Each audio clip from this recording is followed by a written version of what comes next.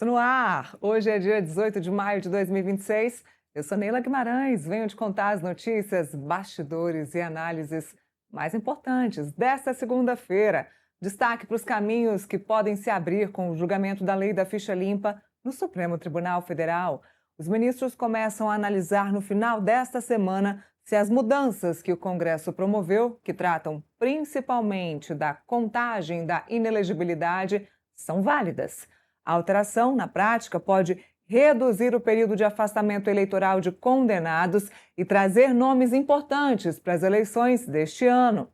E a equipe de Flávio Bolsonaro começa a trabalhar para reverter o impacto negativo causado pelo áudio entre o senador e o banqueiro Daniel Worcaro.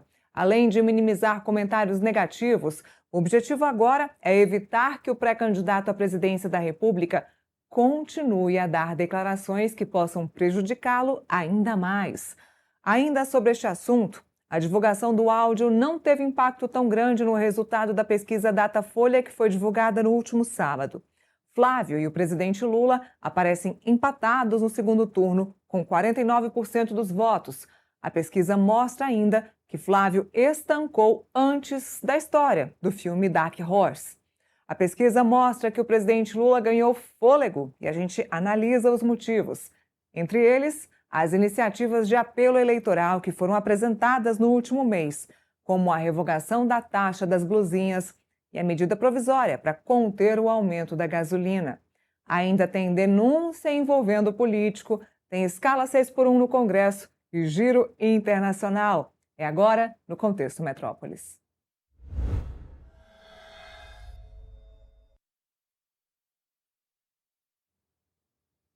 E o Supremo Tribunal Federal realiza nesta sexta-feira o julgamento das ações que questionam uma alteração da lei da ficha limpa que pode beneficiar políticos condenados.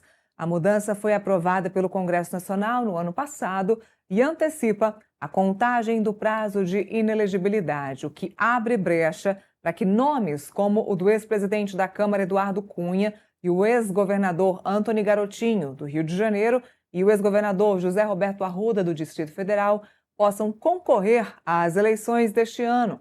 Pela nova regra aprovada no Congresso, o período de inelegibilidade começa a ser contado a partir da condenação e não mais após o cumprimento da pena, diminuindo o período longe das urnas.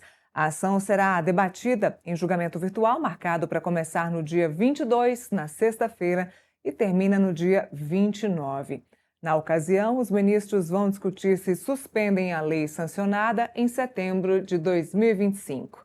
Assunto para a gente debater aqui no Contexto Metrópolis. Deixa eu já dar bom dia para Felipe Monteiro, meu parceiro que já está aqui do meu ladinho. Felipe, muito bom dia. Lei da ficha limpa, que estava toda certa, toda paradinha, tudo certo, legislação vigente, e agora o Congresso Nacional decidiu mudar, principalmente esse trecho, como eu disse, que diz respeito à questão da inelegibilidade. Claro, porque isso pode facilitar a vida de parlamentares que estão inelegíveis e que querem voltar ao jogo eleitoral. Isso, inclusive, já para as eleições deste ano, para as eleições de 2026. Eu já citei aqui 3 nomes, 3 políticos muito fortes, como os 2 governadores, Antony Garotinho e aqui do Distrito Federal, José Roberto Arruda, que podem, inclusive, voltar à disputa. O José Roberto Arruda, aqui no Distrito Federal, Felipe, já está fazendo aí pré-campanha muito fortemente, batendo aí no governo atual, que é da governadora Celina Leão, e já vem como pré-candidato, pré-candidatíssimo aí, rodando todo o Distrito Federal e já fazendo aí a sua pré-campanha. Então, já contando com a possibilidade desse julgamento no Supremo Tribunal Federal. Temos a ministra Carmen Lúcia como relatora desse caso, e muito se diz, Felipe, nos bastidores, que a ministra Carmen Lúcia tem a tendência de votar de forma negativa a essa questão da mudança da legislação, a mudança da inelegibilidade. Para ela, deve ser mantido como era antes, manter a lei da ficha limpa como o texto original, ou seja, manter a pena manter a pena, a inelegibilidade prevista desde que aquele político é condenado e não a partir da sua eleição, ou seja, dificultando um pouco a vida dele, tornando por mais tempo inelegível. Todo mundo correndo atrás dessa decisão, todo mundo de olho nessa decisão que começa no dia 22, agora nessa sexta-feira, no plenário virtual do Supremo Tribunal Federal. Quando a gente fala de plenário virtual da Suprema Corte, a gente não tem um julgamento assistido pela TV Justiça, os ministros não têm toda aquela visibilidade, um julgamento para ficar debatendo e mostrando ali todos os seus pontos de vista. É sim ou não e acabou. Muito dificilmente alguém coloca alguma argumentação sobre esse assunto. A gente vai ver o resultado no dia 26 de maio para definição da corrida eleitoral de 2026 e muda muita coisa em alguns estados, viu, Felipe? Muito bom dia. Bom dia, Neila, os nossos telespectadores. Ô, Neila, é impressionante como os parlamentares eles acabam esquecendo que eles têm um mandato para defender a sociedade, né, para representar a sociedade. E, infelizmente, eles atuam para se proteger, para se autoproteger. É bom lembrar que a lei de ficha limpa, Neila, ela foi uma das poucas leis de iniciativa popular aprovada no Congresso Nacional. Para você aprovar uma lei de iniciativa popular, você tem que respeitar e observar vários requisitos. É muito difícil você conseguir apresentar uma lei de iniciativa popular no Congresso Nacional e é muito difícil, né, a sociedade se articular para aprovar uma lei de iniciativa popular. Então, a lei de ficha limpa, na verdade, ela responde os anseios da sociedade, né? A sociedade quer, né, um Congresso muito mais idôneo, né, muito mais honesto, muito mais correto. Por isso que eles aprovaram, a sociedade aprovou, no caso, né, a sociedade apresentou, no caso, né, a lei de ficha limpa. E quando você vê os parlamentares se unindo, né, para subverter a ideia e o conceito da lei de ficha limpa, é algo que causa estarrecimento, causa perplexidade, porque, mais uma vez, você vê os parlamentares atuando, né, em causa própria e não atuando em prol da sociedade. É um absurdo esse entendimento de que a contagem do prazo, né, para você se livrar, né, e passar pela pena, né, e poder se recandidatar depois de cumprir a pena, né, da ficha limpa, conta a partir do mandato. Óbvio que não. Conta a partir da condenação transitada em julgado. É meio lógico isso, né? Primeiro tem o processo judicial, né? O parlamentar, no caso, ele normalmente ele cumpre o seu mandato, né, até a decisão definitiva do, da justiça, né? Então, pela lógica, deveria ser cumprido, né, o prazo a partir do trânsito julgado e não a partir das eleições que o deputado, o senador, o governador teve, né? Porque aí você ganha, né, um período assim muito elástico. Então, mais uma vez, você vê nesse caso específico, Neila, o, o Senado, a Câmara de Deputados atuando contra a sociedade. E eu espero, sinceramente, que a sociedade, que normalmente tem memória curta, né, as pessoas, infelizmente, no Brasil têm memória curta em relação a político, eu espero que nesse momento, né, a sociedade, na urna, né, decida manter esses deputados e senadores que foram julgados, condenados, o processo criminal transitado e julgado, a sociedade decida não dar, né, a confiança novamente nesses deputados. Eu espero que a sociedade, no caso a hipótese seja do Supremo Tribunal Federal declarar a legalidade e constitucionalidade dessa mudança da lei da ficha limpa, eu espero que a sociedade decida por si só não ter esses deputados, senadores e governadores como seu candidato. Você imagina só, Felipe, um questionamento desse levantado para o Supremo Tribunal Federal, às vésperas de uma nova eleição, porque o Supremo Tribunal Federal não está debatendo isso da cabeça dele. Para quem está nos assistindo, o Supremo, na verdade, é muito difícil que o Supremo levante a bola para um debate ou uma discussão que trata de legislação por conta própria. Isso não existe. O Supremo ele precisa ser provocado. Houve uma provocação para que o Supremo pudesse tratar desse assunto, questionar e julgar a constitucionalidade dessa mudança na legislação que foi promovida pelo Congresso Nacional, mudança promovida pelo Congresso Nacional. E agora o STF foi provocado para analisar se foi uma mudança constitucional ou não, mudança que aconteceu em 2025 pelo Congresso Nacional, às vésperas de uma eleição. Ou seja, a gente critica muito aqui decisões do Poder Executivo que acontecem às vésperas de períodos eleitorais, mas essa foi uma decisão do Congresso Nacional que aconteceu às vésperas de um período eleitoral também, visando, obviamente, promover e ajudar candidatos que estão inelegíveis, ou seja, visando promover e ajudar aliados. Isso é muito claro, aliados fortes que estão parados.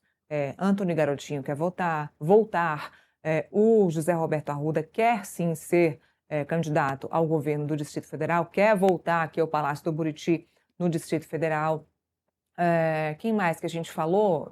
O deputado que era presidente da Câmara dos Deputados quer voltar de novo agora por Minas Gerais. O Eduardo Cunha quer voltar agora como candidato a deputado pelo estado de Minas Gerais, que apesar de ser carioca, a gente já contou essa história aqui também no contexto, apesar de ser carioca, de ter sido presidente da Câmara dos Deputados e deputado pelo estado do Rio de Janeiro, agora mora em Minas Gerais e quer vir candidato a deputado por Minas Gerais. Então, são muitas manobras, né, Felipe? Você vê, o que a gente está falando aqui? Uma mudança na lei da ficha limpa, que já foi uma lei que trouxe muita expectativa e muita mudança no processo eleitoral. Ou seja, a gente está falando, quando a gente fala de ficha limpa, é como se o eleitor tivesse que ver a ficha corrida mesmo daquele candidato. É como se o eleitor já tivesse uma prerrogativa para não votar naquela pessoa. Ou seja, aquela pessoa é ficha suja, não vou votar nela. Não vou votar nela, pelo menos por um período que ele está inelegível. Então já tem essa prerrogativa. Então tem essa prerrogativa de ser ficha suja. E a segunda manobra, no caso do Eduardo Cunha, por exemplo, é mudar de estado para poder se candidatar. Então olha quantas manobras eles estão fazendo nesse período para que pessoas possam estar aptas a se candidatar mais uma vez, ou seja, pessoas que não estão aptas a se candidatar porque estão inelegíveis por conta da lei da ficha limpa, que foi uma lei aclamada pela população, muito bem vista, quista e aprovada pela população. E o segundo ponto, candidatos que já não são bem-vindos e não serão aprovados pelo seu estado, pelos seus partidos, precisam mudar de partido e precisam mudar de estado para, quem sabe, talvez serem aprovados e eleitos por outros estados. Veja só quantas manobras esses políticos precisam fazer para ser eleitos.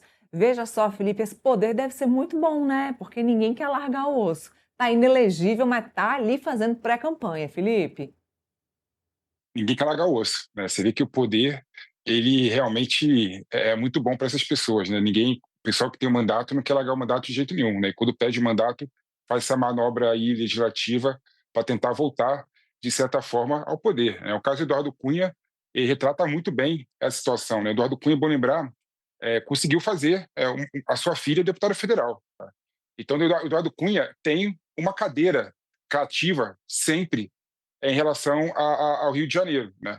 Então, para não tirar a filha, né, sabendo que ele só tem poder e força para fazer uma cadeira de deputado federal, o que ele fez? Foi para Minas Gerais tentar, né, ganhar as eleições em Minas Gerais e poder voltar para a Câmara de Deputados, né, e manter duas cadeiras, a de Minas Gerais, que é nova, e a da filha dele, que provavelmente vai conseguir ser reeleita. Então, esse pessoal gosta de fazer esse tipo de manobra para poder continuar no poder, né? E agora a manobra que eles estão fazendo é alterar a lei de ficha limpa para poder com que o prazo se conte a partir do mandato que ele teve antes de ser cassado, né? E isso vai fazer com que eles ganhem de 3 a 4 anos, né? Em relação a esse assunto, né? E, infelizmente, Neila, eu gosto de falar o seguinte, né? Quando algumas pessoas criticam, né, o Congresso Nacional, criticam a Câmara de Deputados, falando que a Câmara de Deputados ela tem pessoas muito mal preparadas, né, para assumir um mandato parlamentar. Eu gosto de falar o seguinte, gosto de falar que a Câmara de Deputados, ela, infelizmente ou felizmente, ela retrata uma sociedade, né? Então, criticar a Câmara de Deputados é criticar a nossa sociedade. Algumas pessoas falam, nossa, o brasileiro tem que aprender a votar, né, para poder escolher pessoas melhores. No modo de vez, tem que ter uma sociedade melhor para ter representantes melhores.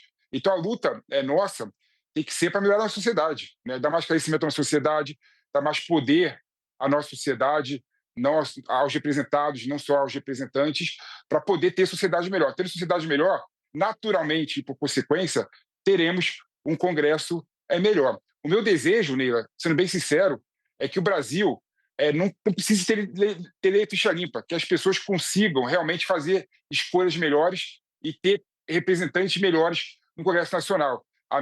O meu desejo é que a gente tenha, por exemplo, o modelo dos Estados Unidos, né, em que você pode votar com o presidente da República, mesmo o presidente da República estando preso na cadeia. Né? Olha só o nível da democracia dos Estados Unidos. Né? Independente de lei ficha limpa lá, a população consegue, né, fazer escolhas conscientes e não precisaria de uma lei ficha limpa. Mas no Brasil, infelizmente, né, pelo compadrio, pela optação, né, dos votos, pela ignorância, né, de grande parte da nossa sociedade, a lei de ficha limpa foi um avanço, sim. Né? Foi uma medida, uma medida civilizatória. Né?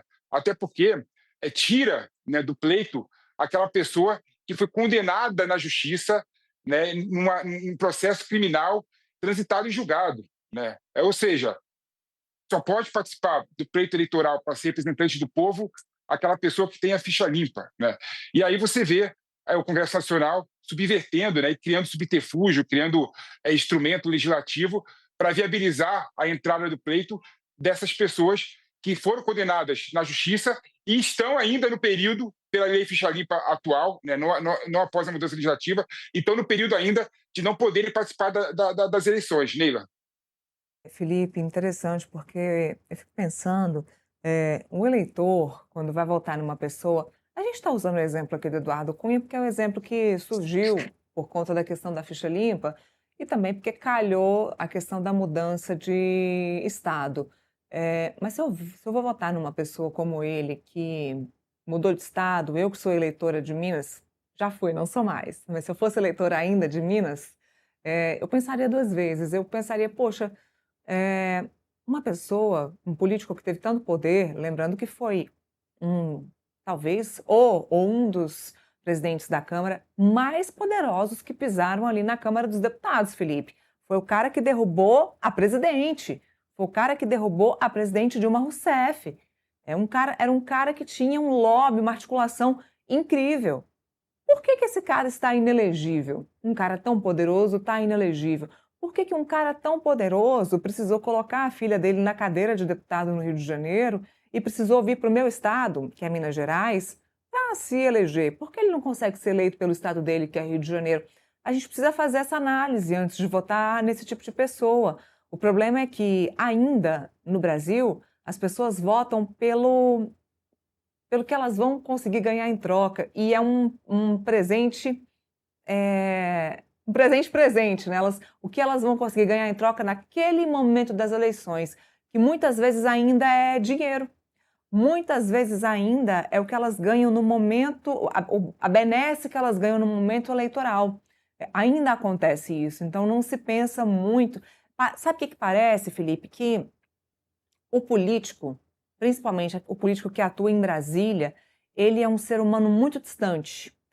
Eu vou votar nesse político, deputado, senador, o cara vai estar lá em Brasília, esse cara não vai me ajudar em nada. Em que essa pessoa vai ajudar na minha vida, no meu cotidiano, na minha vida, na escola dos meus filhos, no hospital? Esse cara não vai me ajudar em nada. Se for me ajudar, vai me ajudar a longo prazo. É uma coisa que vai demorar tanto que eu prefiro votar naquele que vai me ajudar aqui agora, que está me ajudando aqui nesse momento aqui eleitoral. Então, o pensamento ele é pequeno. O problema eleitoral no Brasil ele se baseia nisso. Como se Brasília fosse uma instituição muito distante e como se as pessoas que trabalham em Brasília, de fato, não fossem ajudar a longo prazo, a um prazo muito distante. Então, não enxergar os políticos como pessoas que precisam ajudar a curto prazo ou que precisam ajudar em algum momento ou resolver a situação é o problema do brasileiro. E aí acabam votando naquela pessoa que pode ajudar ali a curto prazo. E aí não pensam, não fazem essa estratégia política. Esse é um dos problemas. Certamente, né? Você vê, por exemplo, que no Brasil falta uma educação política. Né? É, Se perguntar para a população comum, né, brasileiro médio, né, qual que é a diferença do deputado federal para o senador, né, qual que é o papel do deputado, do vereador não e do sabe. senador, a maioria não vai saber. Né? A maioria não vai saber tal e acha que política é interesse. Né? Acho que qual que é o papel da política? O papel da política é defender meu interesse. Né? E esquece, né, uma visão mais coletiva, né, menos egocêntrica, é de que política muda completamente a sociedade, né? E a política, ela tem o papel de mudar a sociedade para melhor, né? Então você tem que ter essa visão não curta, né, uma visão de médio, longo prazo, e decidir, né, o voto no seu representante como um voto que vai ser bom para a sociedade, aquela pessoa que vai defender os interesses da sociedade, aquela pessoa que vai estar lá para fazer oposição, né, caso a pessoa tenha um viés mais de oposição do que de governo, vai conseguir contrapor, né, aos anseios do governo federal de forma técnica, de forma coerente. E aí você vê que a sociedade não está nem aí, né? Então prefere muito mais votar naquela pessoa que o seu pastor indica, né? Ou aquela pessoa que faz parte do movimento de bairro, só pela proximidade e para ter algum tipo de vantagens, né, econômicas, vantagens políticas, do que efetivamente pensando na sociedade. Esse é o grande problema no Brasil, né? Esse é o grande problema de passar de uma sociedade. Por isso que eu volto a falar, né? O nosso Congresso Nacional é dessa forma, né, ruim, porque a nossa sociedade, infelizmente, não evoluiu, né? Então, nós temos que ter políticas públicas de qualidade, temos que pensar, inclusive, possivelmente, ter uma educação pública nas escolas públicas do Brasil, para fazermos os cidadãos, né, bons, né, cidadãos decentes, né, para poder termos um Congresso melhor, um representante melhor. Os nossos representantes, infelizmente, são a cara da nossa sociedade, dos indivíduos que fazem parte da sociedade, né? Então, Neila, a lei de ficha limpa e modo de ver é um balizador interessante e bom, né, de modo a fazer com que, no mínimo, né, tenham pessoas que não tenham ficha corrida e tenham sido condenadas, né, em processo criminal transitado e julgado, né? Isso é o ideal? Não é ideal, né? Eu queria, mas é uma baliza mínima para você poder ter representante sem rabo preso com a justiça, né?